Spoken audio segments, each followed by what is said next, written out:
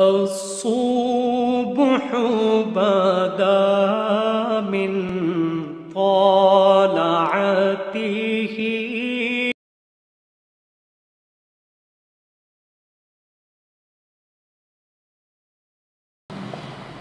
بسم اللہ الرحمن الرحیم۔ دوسرے پارے میں چھٹا رکوع چل رہا ہے، سورہ البقرہ کا 22واں رکوع، آیت نمبر 179 تک ہوا ہے، 179۔ اس کے بعد آیت نمبر 180 ہے، کتب علیکم اذا حضر احدکم الموت ان ترک خیرا الوصیہ۔ اعوذ باللہ من الشیطان الرجیم، بسم اللہ الرحمن الرحیم۔ كتب عليكم إذا حضر أحدكم الموت إن ترك خيرا الوصية للوالدين والأقربين بالمعروف حقا على المتقين فمن بدله بعدما سمعه فإنما إثمه على الذين يبدلونه إن الله سميع عليم فمن خاف من موص جنفا أو إثما فأصلح بينهم فلا إثم عليه ان اللہ غفور رحیم۔ صدق اللہ العظیم۔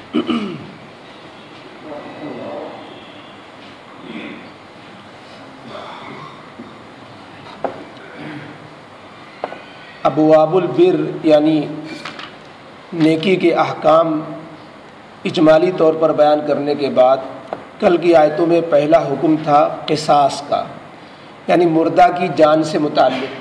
ناحق جس کا خون ہو جائے، ناحق جس کو قتل کر دیا جائے قتل کرنے والے سامان سے، تو قاتل کے لیے کیا سزا ہے اس کو بھی بیان کیا گیا، اور کیا گنجائشیں ہیں، اور جس کو یہ سزا دینے کا حق ہے اس کو معافی کا بھی حق ہے، اور اس کو معافی بالعوض ہو یا معافی بلا عوض ہو، دونوں حق دیے گئے ہیں۔ تو پھر اللہ تعالیٰ کی طرف سے اس قصاص کی اہمیت کو بیان کیا گیا تھا کہ قصاص کے قانون میں معاشرے میں لوگوں کی جانوں کا بچاؤ ہے، جانوں کا تحفظ ہے، لوگوں کو زندگیاں نصیب ہوگی، قاتل قتل سے رکے گا، مقتول ہونے سے بچے گا، اور ایک دوسرے کی وجہ سے جو خانہ جنگیاں شروع ہو جاتی ہیں، پھر ایک قتل کے پیچھے کتنے قتل ہوتے ہیں، پھر ایک دوسرے سے جو انتقامی آگ بھڑکتی ہے، تو ان سب سے حفاظت ہے قانون قصاص پر عمل۔ اگر عقل سے لوگ کام لیں اور اس قانون کو اپنے ملکوں میں جاری کریں تو ملکوں میں اس سے امن پیدا ہوتا ہے، جیسا کہ جن ملکوں میں ایسا ہے، اگرچہ وہ بھی 100% نہیں ہے لیکن پھر بھی اس کے وہ فائدے اٹھا رہے ہیں، اور ایسے قتل کے واقعات بہت کم ہوتے ہیں۔ آج کی ان آیتوں میں مردے کی جان سے متعلق حکم کو بیان کرنے کے بعد اب حکم ایک میت کے مال سے متعلق بیان کیا جاتا ہے۔ مال سے متعلق جیسا کہ اوپر کی آیت میں یہ تھا کہ مال کو انسان کو چاہیے کہ اپنے مالوں کو رشتہ داروں کو دے، یتیموں پہ خرچ کرے، مسکینوں پہ خرچ کرے۔ زمانے جاہلیت میں مردے کے مال کے سلسلے میں بڑی بے احتیاطی ہوتی تھی۔ دستور یہ چل رہا تھا کہ مردے کا تمام مال صرف اولاد کا ہوتا یا بیوی اس پر قابض ہو جاتی، باقی ماں باپ ہو یا اور کوئی عزیز و اقارب ہو اس سے ان کو کچھ بھی فیض نہیں ہوتا تھا، جبکہ والدین کو محروم کرنا یہ بے انصافی کی بات تھی۔ تو اس آیت میں وصیت کو فرض قرار دے دیا گیا کہ والدین محروم نہ ہونے پائیں، اس کے لیے مرنے والے کو اس بات کی وصیت کر جانا فرض ہے کہ ہمارے مال میں سے ہمارے باپ کو اتنا اور ہماری ماں کو اتنا اور باقی رشتہ داروں میں سے ان کو اتنا، یہ وصیت کر جانا فرض قرار دیا گیا۔ تو گویا ان آیتوں میں ایک خاص قسم کی وصیت کی فرضیت کا ذکر ہے، اور وہ خاص قسم کی وصیت کی فرضیت والدین کو اور رشتہ داروں کو ترکہ میں حصہ دلانے کی وصیت، اور اپنی طرف سے ان حصوں کو متعین کر کے بتا جانے کی وصیت۔ لیکن یہ وصیت جس کا یہاں پر ذکر ہے اس آیت نمبر 180 کے اندر، یہ وصیت اس وقت تک اس وصیت پر عمل فرض تھا مسلمانوں کے لیے جبکہ والدین کے حصے یا رشتہ داروں کے حصے قرآن کی دوسری آیت میں متعین طریقے سے بتائے نہیں گئے تھے۔ جب سورہ نساء میں آیت نمبر 11، 12، 13، 14 ان 4 آیتوں کے اندر جب ہر ایک کا حصہ الگ الگ کر کے واضح کر دیا گیا کہ باپ کو اتنا، ماں کو اتنا، اگر وہ اولاد نہیں ہے تو بھائیوں کو اتنا، بہن کو اتنا، اسی طریقے سے جو حصے متعین کر دیے گئے، تو ان حصوں کے تعین کے بعد جیسا کہ حدیث پاک میں آیا کہ اللہ نے ہر ایک کے حق والے کو اس کا حق بتا دیا۔ اب جس کو اللہ تعالیٰ کی طرف سے جس کا حق ترکے میں، میت کے چھوڑے ہوئے مال میں، ورثے میں بن رہا ہے، اس وارث کے لیے اب مالی وصیت کر دینا جائز ہی نہیں ہے۔ فرض تو کیا ہوتا، اب اس کو جائز نہیں رکھا گیا۔ قرآن کریم کو حدیث سے چھوڑ کر اور دوسری آیتوں کو سامنے رکھے بغیر اگر قرآن کو کوئی سمجھنا چاہے گا تو وہ خطائیں کرے گا۔ اب مثلا کوئی اسی آیت کو سامنے رکھے کہ والدین کے لیے وصیت کر جانا اور جتنا حصہ چاہو متعین کر جانا جائز ہی نہیں بلکہ فرض ہے، تو بالکل غلط کر بیٹھے گا۔ اب تو جائز ہی نہیں رہا اس آیت پہ عمل کرنا، اور حدیث پاک نے اس کو واضح کیا کس آیت سے اس آیت کا حکم ختم کیا گیا۔ تو یہ آیتوں کے اندر نسخ و منسوخ بھی چلتا ہے، اور اللہ رب العزت کی طرف سے یہ تربیت کا انداز ہوتا ہے کہ والدین کو پہلے بالکل نہیں دیا جاتا تھا، تو پہلے وصیت کی روح سے دلایا گیا، جب ذہن بن گیا لوگ وصیت کے اعتبار سے دینے لگے، تو اب اس کو قانونی شکل دے دی گئی کہ اب تو وصیت کرو نہ کرو یہ ان کو ملے گا ہی۔ تو یہ سورہ نساء میں ان کے لیے قانون ہی بنا دیا گیا۔ تو اس آیت کے اندر ایک خاص قسم کی وصیت کی فرضیت کا ذکر ہے۔ وصیت کے معنی ہوتے ہیں مرنے کے بعد کے لیے کوئی حکم دے جانا، مرنے کے بعد سے متعلق کوئی حکم کر جانا، کوئی نصیحت کر جانا، اس کو وصیت کہتے ہیں۔ وصیت انسان کو ہر حال میں اپنے پاس رکھنا چاہیے، یہ عام بات کہی جا رہی ہے۔ وصیت کے تعلق سے بات جب آ گئی تو وصیت انسان صحت مند حالت کے اندر بھی، وصیت اگر لین دین کی ہے، کسی انسان جب دنیا میں رہتا ہے تو کسی کا لینا ہے، کسی کا دینا ہے، کسی کی امانتیں اس کے پاس ہیں، کسی کا دینا باقی تھا اور کچھ، تو اس طرح کے اس کو اپنے پاس کاپی ڈائری رکھنی چاہیے جس میں سارا حساب کلیئر ہو، اور ایک الگ کاغذ بنا کے رکھنا چاہیے۔ حدیث پاک میں آتا ہے کہ جو شخص لوگوں کے حقوق اس کے ذمے ہو اور وہ لوگوں کے حقوق سے کچھ متعلق باتیں بتانا چاہتا ہو تو اس کو چاہیے کہ اس پر 2 رات بھی نہ گزرے کہ وہ اپنے ان حقوق کو جس کے لکھ نہ گیا ہو۔ لہذا صحت مند حالت میں بھی، اور ایک حدیث شریف میں بڑی فضیلت بیان کی گئی کہ حدیث پاک میں فرمایا گیا کہ جو شخص وصیت کر کے لکھ کر کے جاتا ہے اور سب کے حقوق اور اپنے اس کے متعلق جو اپنے متعلق جو چیزیں ہیں کہ میں نے اتنی نمازیں نہیں پڑھی تھیں، یا میں نے اتنے سال کے فلانے سال میں روزہ نہیں رکھ پایا تھا، اس طرح کے، تو اپنے حقوق ہو یا لوگوں کے حقوق ہو اس کے متعلق اگر جو وصیت کر کے لکھ کے جاتا ہے تو وہ سنت کے مطابق مرتا ہے، اور وہ شہادت کی موت مرتا ہے، اور وہ مغفرت کی طرف، اللہ کی طرف سے اس کے ساتھ مغفرت کا معاملہ ہوتا ہے کہ اس نے کوشش تو کی کہ ادا کر رہا تھا، اور جو ادا نہیں کر پا رہا تھا اس کے لیے اس نے لکھ کر کے رکھا تھا۔ تو یہ وصیت جو ہے کر کے رکھنا اپنے ہر ایک کے لیے عام حالتوں میں تو مستحب ہے، اور جب انسان کو یہ لگے کہ اب میرا آخری وقت آ رہا ہے، مجھے یہ ایسی بیماری لگی ہوئی ہے کہ اب میں اس میں بچ نہیں سکوں گا، تو بستر مرگ پہ پہنچ رہا ہے، تو اپنے ہوش و حواس کے ساتھ پھر اس وصیت کو اس وقت لکھ جانا واجب و فرض کے درجے میں ہوتا ہے، اور صحت مند حالت میں اس وصیت کو لکھ جانا مستحب ہوتا ہے، اس کی فضیلت ہے۔ تو اب وصیت سے متعلق موٹے 3 قانون سامنے آئے۔ ایک تو یہ کہ جس کو وراثت میں حصہ ملنا ہے اس کے لیے کوئی مالی وصیت کرنا جائز ہی نہیں۔ دوسرے یہ کہ جو اور حقوق اس کے ذمے ہیں اس سے متعلق وصیت لکھ کے عام حالتوں میں رکھنا مستحب، اور جب اس کے موت کا وقت اس کو قریب لگے تو اس وقت لکھ کے رکھنا فرض ہے۔ باقی معاملات کی صفائی کے لیے تو ہمیشہ لکھ کے آدمی کو سارے معاملات ہی لکھ کے کرنا چاہیے، لیکن بطور وصیت کے لکھ جانا یہ فرض ہو جاتا ہے جب انسان کو لگے کہ ہمارا اب آخری وقت ہے۔ اور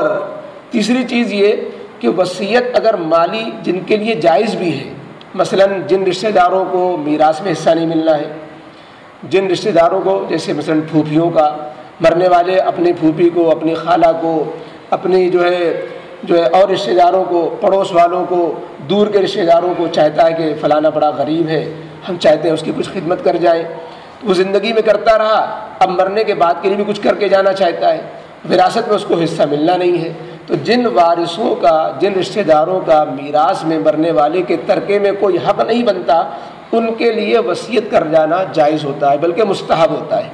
کہ ان کے لیے کچھ وصیت کر جائے، یا مثلا کچھ کار خیر میں وصیت کر جائے، یا اپنے لیے اس کا نفع ہوگا کہ میرے بعد میرا مال جو ہے اتنا جو ہے مسجد میں دیا جائے، یا کار خیر میں لگایا جائے، صدقہ جاریہ کر دیا جائے، فلانے اسپتال میں دے دیا جائے، یا اس کے ذریعے کوئی سبیل لگا دی جائے۔ کوئی بھی جو ہے نیک کام کی وصیت کر سکتا ہے، لیکن اس کا قانون یہ ہے کہ جب غیر وارث کو کوئی مالی وصیت کرنا ہو یا کار خیر میں مال لگانے کی وصیت کرنا ہو، وہ وصیت 1/3 سے زیادہ کی نہیں ہو سکتی۔ کل مال کی 1/3 کی وصیت ہو سکتی ہے، اس سے زیادہ کی وصیت کرے گا بھی تو بھی اس کو نافذ نہیں مانا جائے گا، بعد کے لوگ اس کو رد کر دیں گے، اور شریعت نے چونکہ اس کو عمل درآمد کرنے سے روک دیا ہے۔ حدیث پاک میں فرما دیا گیا کہ 3/3 مال سے زیادہ وصیت کرنا جائز نہیں ہے۔ تو جہاں وصیت جائز بھی ہے جن کے لیے مالی وصیت، ان کے لیے بھی پابندی ہے کہ وہ 1/3 سے زیادہ نہ ہو، اور 1/3 کے اندر بھی یہ بات ملحوظ رہنی چاہیے کہ 1/3 جو وصیت میں مال خرچ ہوگا وہ قرضوں کی ادائیگی کے بعد اور کفن دفن کے خرچوں کے نکالنے کے بعد۔ چنانچہ ترتیب یہ ہوتی ہے کہ مرنے والے کی وفات کے بعد سب سے پہلے اس کے مال میں سے اس کی قبر کا، کفن کا، اور جو ضروری واجب جو ہے میت کے لین سے تجہیز و تکفین کی ضروریات ہیں ان کا انتظام ہوتا ہے۔ نمبر 2 پہ اس کے بعد میراث وارثوں کو کچھ دیے بغیر اور وصیت کو نافذ کیے بغیر۔ نمبر 2 پہ جن کے قرضے ہیں ان کو واپس کیے جاتے ہیں۔ شوہر نے مہر نہیں دیا تھا تو مہر اس سے نکالا جاتا ہے بیوی کا، اور اگر اسی طریقے سے کسی کے قرضے رہ گئے تھے، وہ قرضے نہیں دیے تھے، اس کا ثبوت مہیا ہے، وہ قرضے پہلے ادا کیے جائیں گے۔ اب اس کے بعد قرضے ادا کرنے کے بعد، تجہیز تکفین کے خرچے نکالنے کے بعد، اب جو مال بچا ہے اس میں اس مال کو 3 حصوں میں کر کے 1/3 حصہ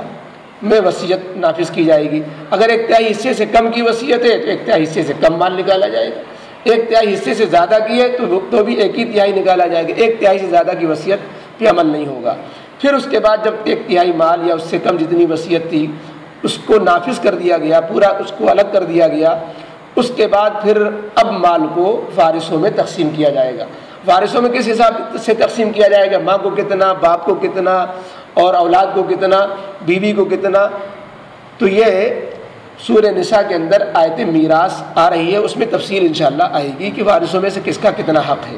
تو یہ وصیت کا اصول تھا کہ اس کے مطابق بعض دفعہ لوگ وصیت میں، جو آدمی وصیت کو بارے میں نہیں جانتے ہیں تو وہ وارثوں کے لیے وصیت کر جاتے ہیں، تو وہ ناجائز وصیت ہوئی، اور ناجائز وصیت پر عمل جائز نہیں ہوتا، یا 1/3 سے زیادہ کی وصیت کر جاتے ہیں، اس پہ بھی عمل درست نہیں ہوتا۔ بعض دفعہ کوئی وصیت کر جاتا ہے کہ میرا مال اس کام میں لگا دیا جائے، درگاہ میں قبہ بنوا دیا جائے، فلانے کی مزار پکی کرا دی جائے، تو ظاہر ہے کہ یہ وصیت ناجائز وصیت ہے۔ تو اگر گناہ کی کوئی وصیت کر جائے تو گناہ کی وصیت پہ عمل کرنا جائز نہیں ہوگا، بعد والے لوگ اس کی وصیت کو درست کر دیں گے۔ اسی آیت کے اندر اس کو بھی بیان کیا گیا ہے کہ اگر وصیت کرنے والے کی طرف سے یہ اندیشہ ہو رہا ہے کہ وہ وصیت میں ناانصافی کر رہا ہے، یا وصیت میں مسئلہ نہ جاننے کی وجہ سے یا جان بوجھ کر کے کسی گناہ کا ارتکاب کر رہا ہے، یہ وصیت عادلانہ نہیں کر رہا ہے بلکہ وصیت ظالمانہ کر رہا ہے، تو اگر وہ زندہ ہے اور لوگوں کو علم ہو گیا کہ وصیت میں غلطی کر رہا ہے، ٹھوکر کھا رہا ہے، تو اس کو زندگی میں درست کر دیں۔ تو یہ وصیت کو بدلنا، یہ جو بدلے گا اس کو ثواب ملے گا کہ بھائی اس کو صحیح مشورہ دے دیا۔ اور مرنے کے بعد اگر پتہ چلا کہ اس نے وصیت غلط طریقے سے کی ہوئی ہے تو اب جن کے حق میں وصیت ہے وہ تو چاہیں گے نافذ ہو جائے، مال آنا چاہیے، چاہے حرام طریقے سے ہے چاہے حلال طریقے سے، مرنے والا گنہگار ہو چاہے اس سے کیا لینا دینا۔ یہ اگر نیتیں ہوتی ہیں تو ایسی صورت ان کو سمجھانا بجھانا پڑتا ہے کہ بھائی وہ تو وصیت کر گیا لیکن غلط کر گیا، ایک بیٹے کو زیادہ دینے کے لیے کہہ گیا، ایک بیٹے کو کم دینے کے لیے کہہ گیا، اس کا اس کو حق ہی نہیں تھا، چونکہ وارثوں میں کمی بیشی کرنے کا حق نہیں، جس کو شریعت نے حصے بنا دیے۔ اب مرنے والے کی اس پر نہیں چھوڑا، مرنے والے کی رائے پر اور اس کی مرضی پر نہیں چھوڑا، مرنے والے کو یہ تو اختیار ہوتا ہے کہ زندگی میں جس کو دے دلا کر چاہے اپنی ملکیت سے ختم کر دے، ہبہ دے دیا، قبضہ بھی دے دیا، قبضہ نہیں دیا تو بھی جو ہے ملکیت سے نہیں نکلے گا، اور مرنے کے بعد پھر جو ہے شریعت کے حساب سے بٹے گا، نہ کہ مرنے والے کی مرضی کے حساب سے۔ تو بہرحال اس کے مسائل بڑے باریک ہوتے ہیں. تو اگر کوئی وصیت میں غلطی کر رہا ہو تو قرآن نے کہا اس کو تبدیل کر دینا چاہیے، ایسا کرنے میں کوئی حرج نہیں ہے. لیکن کوئی جائز وصیت تھی، اس کو کوئی اگر چھپائے گا یا اس کو کوئی بدلے گا، ایسا بھی دنیا میں بہت ہوتا ہے کہ کسی نے کار خیر کے لیے وصیت کی، وارثوں نے سوچا کہ اتنا مال، اتنی لمبی رقم جو ہے کہاں جو ہے فلانی جگہ چلی جائے گی، مسجد میں چلی جائے گی، مدرسے میں چلی جائے گی، اس کا تذکرہ ہی نہ کرو وصیت کا، وصیت کو دبا کے بیٹھ جاؤ. یا مثلاً جن مستحقین کے لیے غربا یتامہ کے لیے وصیت کر گیا، یتیموں کے لیے، اب ان کو تو پتہ نہیں بیچاروں کو کہ میرے لیے مرنے والے نے کیا احسان کیا ہے، اور یہ جن کو پتہ ہے وہ سوچ رہے ہیں کہ اس کو چھپا لے جائیں تو یہ مال جو ہے اپنے پاس رہ جائے گا. تو یہ وصیت کو بدلنا کہلاتا ہے. حدیث پاک میں آتا ہے کہ جس نے حق کی ادائیگی کی وصیت کر دی اور بعد کے لوگوں نے اس کے حق کو ادا نہیں کیا، یعنی اس کی وصیت کی تعمیل نہیں کی، تو وصیت کرنے والے پر گناہ نہیں ہوگا. جن کو وصیت کی تعمیل کرنی تھی انہوں نے جو وصیت کی تعمیل نہیں کی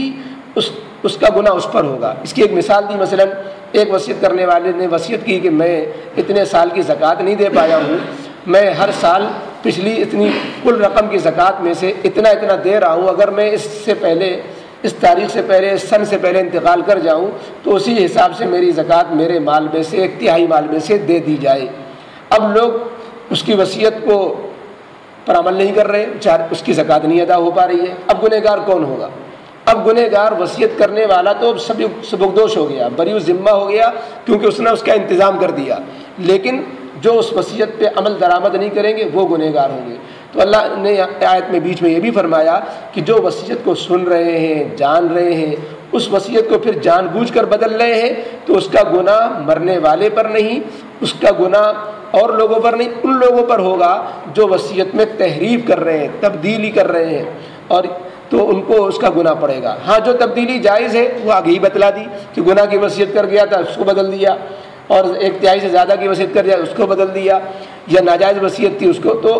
وہ تبدیلی تو جائز ہے، لیکن جائز وصیت میں تبدیلی کرنا یہ خود بہت بڑا گناہ ہے. تو پہلی آیت میں جو بات تھی وہ تو منسوخ ہے کہ والدین کے لیے وصیت کرنا فرض، یہ تو منسوخ ہے. لیکن دوسری تیسری آیت میں جو بات کہی گئی ہے وہ جو ہے قابل نافذ ہے اور اس پر عمل درآمد ضروری ہے. فرمایا کتب علیکم اذا حضر احدکم الموت، تم لوگوں پر فرض کی جاتی ہے یہ بات، اذا حضر احدکم الموت ان ترک خیرا الوصیۃ للوالدین والاقربین، کہ اگر کسی کے پاس مال ہو اور وہ مال کر چھوڑ کر جانے والا ہو، تو اذا حضر احدکم الموت، تو جب اس کو موت قریب لگے، جب اس کو موت کا وقت قریب ہو، تو اس کے لیے یہ واجب ہے کہ جو مال چھوڑ کر جانے والا ہے ان طرح کا خیرہ، اس پر واجب ہے الوصیۃ، والدین اور رشتہ داروں کے لیے مال کی وصیت کر کے جائے معروف طریقے پر، انصاف کے ساتھ، کہ جس کا حق زیادہ ہے، یعنی جس سے قرابت زیادہ ہے اس کو حق بھی زیادہ دے، جس کا قرابت کم ہے، دور کا رشتہ دار ہے، اس کو حق بھی اسی اعتبار سے کم دے. تو انصاف کے ساتھ والدین اور رشتہ داروں کے لیے مال کی وصیت کر کے جائے. لیکن اب چونکہ حصے ہی متعین ہو گئے ہیں قرآن کے روح سے، والدین اور رشتہ داروں کے کس کو ملنا کس کو نہیں، تو اب اس کے بعد وصیت کر جانا جائز ہی نہیں رہا. اور باقی جس کے لیے جائز ہے اس کے لیے 1/3 تک جائز ہے. حقاً علی المتقین، یہ پرہیزگاروں کے لیے لازمی حکم ہے. وہ لازمی حکم جب تک تھا جب تک کہ وہ دوسری آیت اس کے بدلے میں نہیں آئی تھی. فمن بدلہ بعدما سمعہ، اب جو شخص وصیت کو بدل دے گا، وصیت کو جو کوئی بدل ڈالے، بعدما سے بعد اس کے کہ وصیت اس نے خود سنی ہے، اس کے علم میں آئی ہے. بعض دفعہ وصیت لکھت میں نہیں ہوتی ہے لیکن اس کے علم میں ہوتی ہے، سنی ہوئی ہوتی ہے، تو وہ بھی وصیت کے درجے میں ہے. لہذا سنی ہوئی بات کو چھپائے نہیں کہ ثبوت تو کوئی ہے نہیں اب اس کو چھپا جائے. فرما رہے ہیں کہ پر جو شخص وصیت کو بدل ڈالے گا بعد اس کے کہ اس نے اس کو سن رکھا ہے، فإنما إثمه على الذين يبدلونه، تو مرنے والا تو مر گیا اور اپنی ذمہ داری سے سبکدوش بھی ہو کے گیا. اب اس کا گناہ ان لوگوں پر ہوگا جو وصیت کو جو جائز تھی اس کو بدل رہے ہوں گے. ان اللہ سمیع علیم، بے شک اللہ تو سن ہی رہا ہے اور جان بھی رہا ہے. فمن خاف من موص جنفا، ہاں جو شخص کسی وصیت کرنے والے کی طرف سے یہ اندیشہ کر رہا ہے کہ جنفن وہ ناانصافی برت رہا، اور اس میں یا جان بوجھ کر وہ گناہ کی وصیت کر رہا ہے، فاصلح بینہم، اب یہ جاننے والا ان کے درمیان اصلاح کر دیتا ہے، اصلاح کر دیتا ہے یا صلح باہم کرا دیتا ہے متعلقین کے درمیان۔ مثلاً یہ کہ جن کے نام وصیت ہو رہی تھی وہ وارثوں میں تھے، یا جس بات کی وصیت ہو رہی تھی وہ کسی گناہ کی تھی، تو اب وہ متعلقہ لوگوں کو بٹھا کے سمجھا دیا کہ بھائی ان کے لیے اس طرح وصیت کرنا یا فلاں کام کی وصیت کرنا صحیح نہیں ہے، تو وصیت کرنے والے ہی کی اصلاح کر دی، یا وصیت کرنے والا جب مر گیا تو بعد میں متعلقہ لوگوں کو سمجھا بجھا کر کے صحیح جو بات تھی وہ بتا دی، فلا اثم علیہ، تو یہ وصیت بدلنے میں نہیں آئے گا اور اس کا کوئی گناہ نہیں ہوگا بلکہ اس کا الٹا ثواب ہوگا۔ ان اللہ غفور الرحیم، بے شک اللہ تعالیٰ بخشنے والے نہایت مہربان ہے۔ جو ناحق طریقے سے مال آ رہا ہو اور اس کو چھوڑ دے، یا اسی طریقے سے کسی نے ناحق وصیت کر دی اس سے پیچھے ہٹ جائے، تو جو گناہ ہو چکا اللہ اس کو معاف کر دیتے ہیں، مہربان ہے۔ اللهم صل على سيدنا مولانا وحبيبنا وشفيعنا محمد وعلى آل سيدنا محمد وآله وصحبه وبارك وسلم۔ ربنا ظلمنا أنفسنا وإن لم تغفر لنا وترحمنا لنكونن من الخاسرين۔ ربنا لا تزغ قلوبنا بعد إذ هديتنا وهب لنا من لدنك رحمة إنك أنت الوهاب۔ اللهم من أحييته منا فأحيه على الإسلام ومن توفيته منا فتوفه على الإيمان۔ اللهم لقنا حجة الإيمان عند الممات، اللهم لقنا حجة الإيمان عند الممات۔ اللهم إنا نسألك خير أيامنا يوم نلقاك فيه، اللهم بارك لنا في الموت وفيما بعد الموت۔ اللهم إنا نعوذ بك من إبليس وجنوده، اللهم إنا نعوذ بك من همزات الشياطين ونعوذ بك رب أن يحضرون۔ اللهم إنا نعوذ بك من سوء الخاتمة، اللهم إنا نعوذ بك من فتنة الدجال، اللهم إنا نعوذ بك من فتنة المحيا والممات، اللهم إنا نعوذ بك من الكفر والشرك والنفاق، اللهم جنبنا الفواحش ما ظهر منها ما بطن، اللهم إنا نعوذ بك من علم لا ينفع وقلب لا يخشع ومن نفس لا تشبع ومن دعوة لا يستجاب لها۔ اللهم ربنا اغفر لنا ولإخواننا الذين سبقونا بالإيمان ولا تجعل في قلوبنا غلا للذين آمنوا ربنا إنك رؤوف رحيم۔ ربنا توفنا مسلما والحقنا بالصالحين، ربنا توفنا مع الأبرار، ربنا وآتنا ما وعدتنا على رسلك ولا تخزنا يوم القيامة، ولا تخزنا يوم القيامة إنك لا تخلف الميعاد۔ وصلى الله تعالى على خير خلقه محمد وآله وصحبه أجمعين برحمتك يا